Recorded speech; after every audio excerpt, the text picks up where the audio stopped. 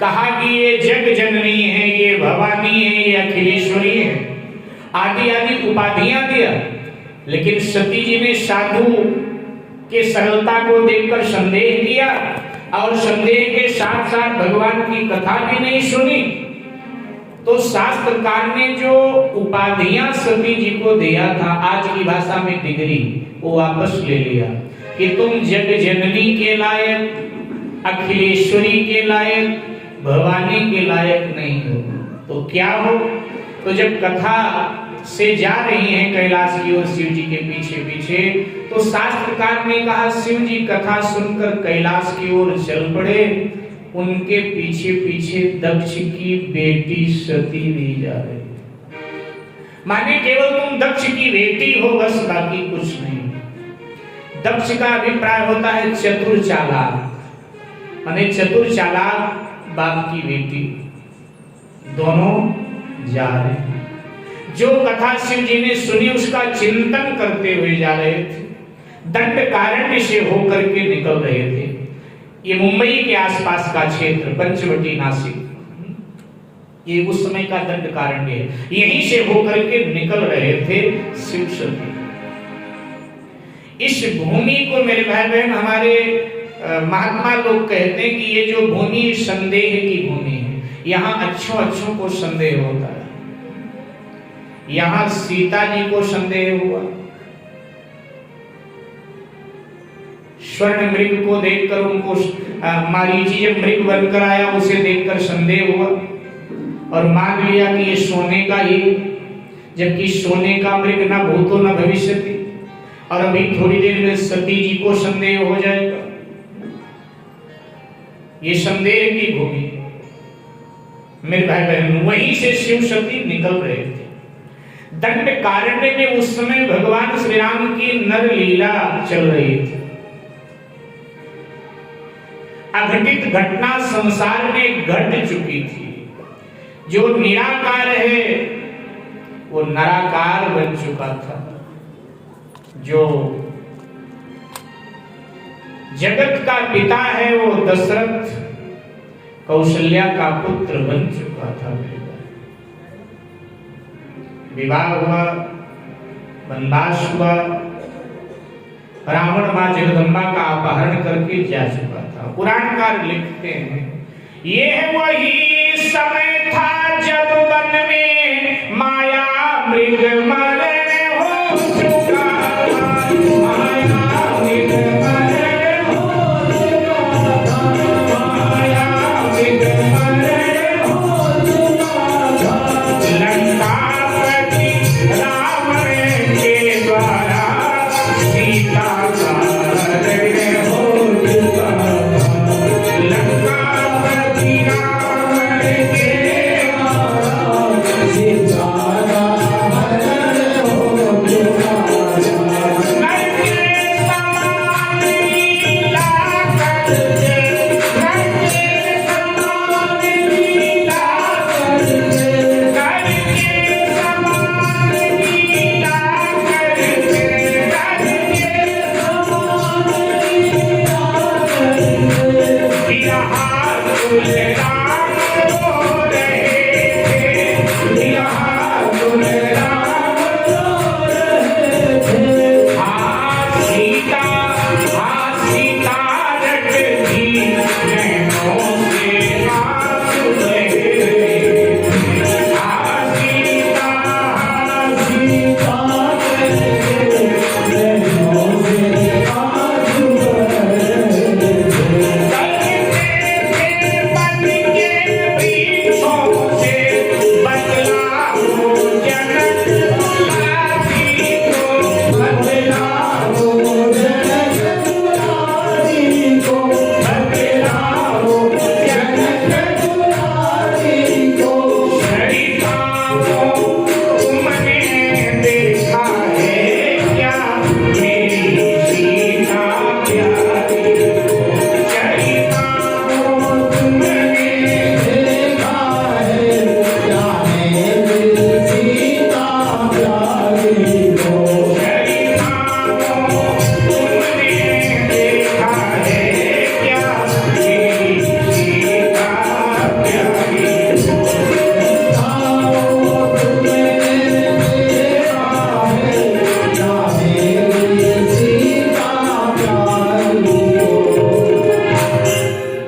जगदम्बा सीता का अपहरण करके रावण जा चुका है।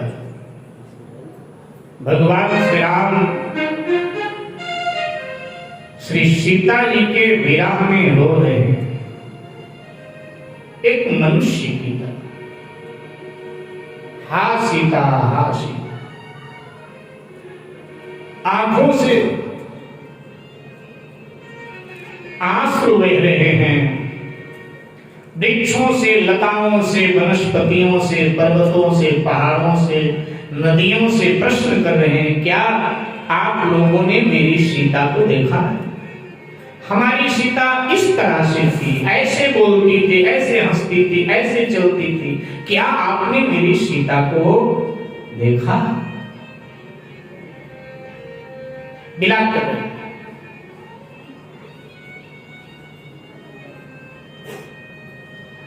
ध्यान देंगे मेरे भाई, थोड़ा आपसे बातचीत करके आगे बढ़ते हैं। कई लोगों को भगवान श्री राम के रोने से बहुत परेशानी है। आज भी घटना तो 17.5 लाख वर्ष पुरानी हो गई, लेकिन आज भी कई लोगों को बहुत परेशानी है भगवान श्री राम के रोने से। भगवान श्री राम इतना क्यों रोए? तो पहले आप सबसे पूछ लो, ये भगवान श्री राम का रोना आपको ठीक लग रहा है या नहीं ठीक लग रहा है? सीता जी के लिए रोए, अच्छा किया या बुरा किया? रोना चाहिए। कौन कौन रोने के पक्ष में है? राम जी के हाथ खड़ा करो। अच्छा, जिन्होंने हाथ नहीं खड़ा किया वो किसके पक्ष में? नहीं रोना चाहिए। हाँ जी, कई लोगों को परेशानी है कि राम जी क्यों नहीं रोना चाहिए। ध्यान दीजिएगा, शास्त्रों से ले लेते हैं, पहले शास्त्रों का मत ले लेते हैं। राम जी क्यों रोए? तो तुलसीदास जी महाराज कहते हैं कि कामिन कर दीनता दिखाई और ज्ञानिन के मन बिरति दृढ़ाई। ये नरलीला भगवान कर रहे हैं, तो कामियों की दीनता दिखा रहे हैं संसार को, और ज्ञानियों के मन में वैराग्य को दृढ़ कर रहे हैं, मजबूत कर रहे हैं। एक बात। दूसरी बात, भगवान श्री राम आदर्श पुत्र हैं, भगवान श्री राम आदर्श शिष्य हैं, भगवान श्री राम आदर्श पति भी। भगवान श्री राम ने रो करके संसार के पुरुषों को बताया कि पत्नी में अपने पति के लिए कितनी संवेदना होती, उसका पति बिछुड़ जाए तो पति के विरह में पत्नी कितनी रोती है। तो पति के हृदय में भी अपनी पत्नी के लिए संवेदना होनी ही चाहिए। पत्नी के हृदय में पति के लिए प्रेम है तो पति के हृदय में पत्नी के लिए प्रेम होना ही चाहिए। इसलिए भगवान श्री राम रोए। तीसरा अभिप्राय हमारे महात्मा लोग देते हैं भगवान श्री राम के रोने का, कि भगवान श्री राम रो करके कुछ संतों को बताना चाहते हैं। एक हमारे यहाँ कवितावली रामायण है भारत में, कवितावली रामायण, उसमें एक प्रसंग आता है, राधे राधे। उसमें प्रसंग आता है कि सीता जी के अपहरण से एक दिन पहले की घटना। लक्ष्मण जी फल जल की तलाश में गए थे, तो संत महात्माओं की जो कुटिया थी उनके पीछे फलदार वृक्ष लगे थे, तो वृक्षों पर चढ़कर फल तोड़ रहे थे। इधर दंडकारण्य के महात्माओं ने एक सभा बुलाई थी संतों की, तो सब संत आए। तो जिस साधु ने सभा बुलाई थी उसने कहा, देखो भैया, भगवान ने हम लोगों के लिए नियम बना दिया कि आजीवन ब्रह्मचर्य का पालन करना चाहिए साधु को।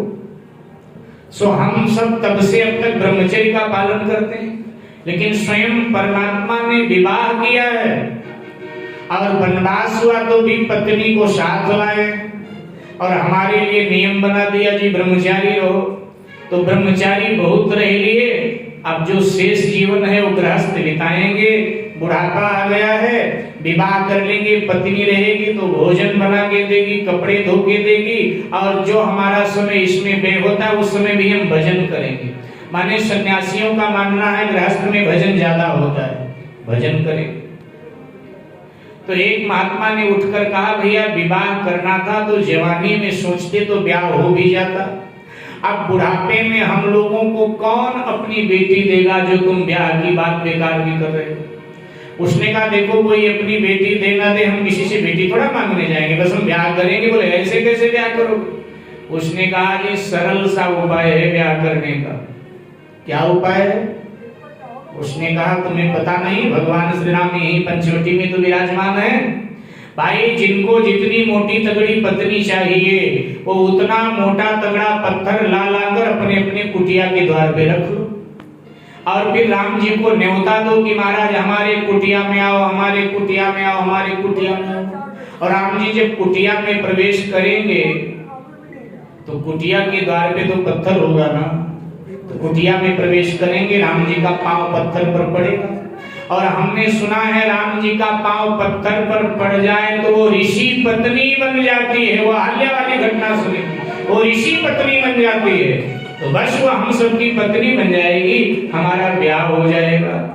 ये चर्चा चल रही थी। लक्ष्मण जी ने सुना वृक्ष पर चढ़े फल तोड़ रहे थे तो बड़े उदास से बोले बाबा भी ब्याह के लिए बावले हो रहे हैं, बताओ गृहस्थी परेशान ब्याह से और ये बाबा लोग बावले हो रहे हैं। अगर ये बाबा लोग भी ब्याह कर लेंगे तो ब्रह्मचर्य आश्रम का क्या होगा। लक्ष्मण जी थोड़े उदास हो गए। खैर फल जल लेकर आए, सीताराम जी को अर्पित किया। श्री सीताराम जी ने फल जल लिया और अब प्रभु ने लक्ष्मण की ओर देखा। लक्ष्मण जी बड़े उदास, बोले क्या हुआ लक्ष्मण।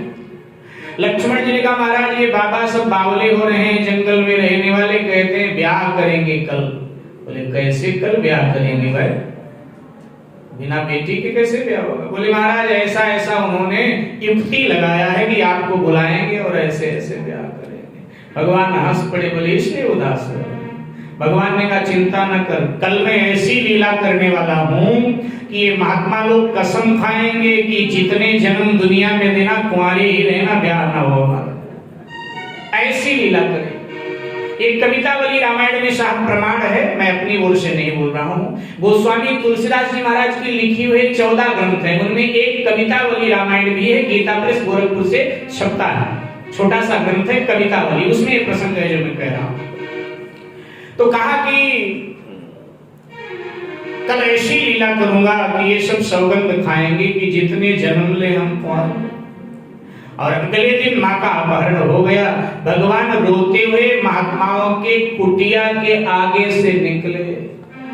एकदम शोर हुआ, क्या हुआ क्या हुआ भैया, भगवान रो रहे हैं। एक महात्मा तक खबर आ गई थी, उसने कहा हमें मालूम है क्यों रो रहे हैं। बोले क्यों रो रहे हैं। बोले माँ सीता का किसी राक्षस ने अपहरण कर लिया, इसलिए भगवान रो रहे हैं। महात्माओं ने कहा अच्छा हुआ हमने ब्याह नहीं किया। जब ब्याह करके भगवान को रोना पड़ रहा है तो हम लोग ब्याह करते तो हमें भी रोना पड़ता। हे परमात्मा जितने जन्म हमें देना दुनिया में कुंवारे ही रखना, ब्याह मत करवाना, नहीं यही झंझट हमें भी करना पड़ेगा, रोना पड़ेगा। तो इसलिए भगवान रो रहे। चौथा कारण, तीसरा कारण इसलिए रो। चौथा कारण हमारे महात्मा लोग कहते हैं कि देखो भैया गृहस्थ में जो आया है वो रोता ही है कभी न कभी। अब भगवान छुपा नहीं रहे हैं, प्रकट रूप में रो रहे हैं। अच्छा हम लोगों को रोना होता है तो कहीं अकेले में, कहीं रुमाल से मुंह छुपा कर, कहीं इधर मुंह करके रो लेते हैं। गृहस्थ में आने वाला हर व्यक्ति रोता है। एक भाई का ब्याह हुआ, पत्नी से बड़ा प्रेम था, होना भी चाहिए। तो आज जब फैक्ट्री से घर आया, कार्यालय या फैक्ट्री जहां भी गया, वहां से जब घर आया तो उसकी पत्नी ने कहा कि सुनते हो, कल ना हमारे मायके में जागरण है, सो माँ का फोन आया था, कल सुबह सुबह ना मैं मायके के लिए निकलूंगी। एकदम उसको धक्का लगा, उदास हुआ। उसने कहा सुबह सुबह, लेकिन मेरे पास तो समय नहीं, आप मत जाओ ना, 8 बजे की ट्रेन है ना मेरे गांव के लिए, सो 8 बजे मुझे बिठा देना और मैं चली जाऊंगी, जागरण हो जाएगा, फिर मैं आ जाऊँ। रोने लगा। अरे क्या हुआ, रो क्यों रहे? वो क्या है ना कि जब तू मायके चली जाती है मेरा मन नहीं लगता है, घर खाने को आता है, अच्छा नहीं लगता है, ऐसा करना, कार्यक्रम कैंसिल कर, मत जाओ। उसने कहा देखो रो चाहे गाओ, मुझे जाना सो जाना है। अब मायके का कार्यक्रम मैंने कहाँ कैंसिल कर सकती है, तो मुश्किल वाली बात। सारी रात बेचारा रोता रहा। सुबह हुआ तो श्रीमती जी तैयार हुई, अटैची पकड़ाया और कहा जल्दी करो, नहीं तो ट्रेन छूट जाएगी। बुलाकर गाड़ी में रखा, अटैची बिठाया, चल लाया, गाड़ी लगाया बाहर, अटैची लेकर के पत्नी के साथ रेलवे स्टेशन पर आया। अनाउंस हुआ 20 मिनट ट्रेन लेट से आएगी। भगवान को धन्यवाद दिया, चलो अच्छा हुआ, 20 मिनट और इसको देख लूं, इसके पास खड़ा रहूं। खड़ा खड़ा थोड़ा रो रहा था देखकर पत्नी को। पत्नी बिगड़ गई, उसने कहा शर्म नहीं आती, खड़े खड़े यहीं रो रहे हो मुझे देख देख कर, लोग आ रहे हैं जा रहे हैं, तुम नहीं देख रहे, इतनी बेशर्मी किस बात? ये लो, ये रुमाल लिया, ये लो, मुंह साफ करो। अब पत्नी का रुमाल जैसे आंखों से लगाया तो और प्रेम उमड़ आया, फपक की रो पड़ा, सारी रुमाल साफ गीली कर दे। तो पत्नी ने कहा तुम सुधरने वाले नहीं, चलो अगर रोना है ना तो उधर जाकर रो, चलो यहाँ से, अब जब ट्रेन आएगी आ जाना मेरे पास। तो उधर गया, वहां रो रहा था खड़ा खड़ा। इतने में देखा अपने दाहिनी तरफ तो एक और व्यक्ति खड़ा खड़ा रो रहा है। तो जब उसको रोते हुए देखा तो इसको लगा यार मेरा रोना तो मुझे पता है मैं क्यों रोता हूँ, लेकिन इससे पूछो ये क्यों रो रहा है। तो उसके पास गया, बोला सर आप रो क्यों रहे हैं? तो उसने कहा तू अपनी बता, तू क्यों रो रहा है? उसने कहा जी जो ट्रेन आने वाली है ना, इसी ट्रेन से मेरी पत्नी मायके जा रही है, मैं तो इसलिए रो रहा हूँ। आप क्यों रोते हो? उसने कहा तेरी मायके जा रही है तो इसलिए रो रहा है, लेकिन इसी ट्रेन से मेरी पत्नी मायके से घर आ रही है, तो इस चक्कर में रो रहा हूँ। अभी तक बहुत अच्छा था, घर में शांति थी, बच्चे भी शांत, हम भी शांत, पूरा घर शांत। आते ही घर को पुलिस स्टेशन बनाएगी, हम तो इस चक्कर में रो रहे हैं कि अच्छा भला शांति थी, फिर आ रही है, हम तो इस चक्कर, तेरी जा रही लेकिन मेरी आ रही भाई, इसलिए तो कहीं न कहीं गृहस्थ में रोना तो पड़ता है साहब। भगवान प्रकट रूप में रो रहे, हम लोग चुप करके रो रहे। पांचवा अभिप्राय हमारे महात्मा लोग देते हैं कि देखो गीता में भी भगवान श्री कृष्ण ने कहा है कि अपने श्रेष्ठ जनों से लोग सीखते हैं, जो हमसे श्रेष्ठ हैं उन्हीं से तो सीखते हैं। भगवान एक आदर्श पति, एक पति का अपने पत्नी में कितना प्रेम होना चाहिए ये बताने के लिए, सिखाने के लिए भगवान रो रहे हैं। ध्यान दीजिएगा, हमारे भारतीय दर्शन में भगवान के 24 अवतार हैं। श्रीमद् भागवत में आप सब पढ़ते हैं, सुनते हैं भगवान के 24 अवतार। उनमें प्रमुख 10 हैं, दशावतार, और 10 में प्रमुख 2 हैं, भगवान श्री राम और भगवान श्री कृष्ण। बाकी अवतारों की नामावलियां हमें याद भी नहीं, शास्त्रों का सहारा लेना पड़ता है, तब हमको पता चलता है अच्छा ये 24 अवतार है। लेकिन राम और कृष्ण ये हमारे हृदय में और हमारे जुबान पर हुआ करते हैं। साकेतवासी पूज्य बिंदु जी महाराज ने कहा कि जग में सुंदर है 2 नाम, आगे क्या है, चाहे कृष्ण कहो या राम, जग में सुंदर है 2 नाम। साकेतवासी पूज्य बिंदु जी महाराज की ये पंक्तियां हैं, पूरे भारत में गुनगुनाई जाती हैं। जग में सुंदर है 2 नाम, चाहे कृष्ण कहो या राम। अब पत्नी प्रेम हमें सीखना है, किसी पुरुष को पत्नी प्रेम सीखना है तो किससे सीखे? भगवान श्री राम से सीखे या भगवान श्री कृष्ण से? दोनों एक ही हैं, लेकिन कृष्णावतार के भगवान से सीखे या रामावतार के भगवान से सीखे? पत्नी को सर्वाधिक प्रेम भगवान श्री राम ने किया या भगवान श्री कृष्ण ने किया? किससे सीखा जाए? जल्दी जल्दी बोलो, प्रसंग पूरा करना। थोड़ा जोर से बोलो। श्री राम से। अच्छा, राम जी से पत्नी प्रेम सीखने के पक्ष में कितने लोग हैं? हाथ खड़ा करो, पता चल जाए। ठीक है, ठीक है, ठीक है। अच्छा, कृष्ण जी के पक्ष से कितने लोग?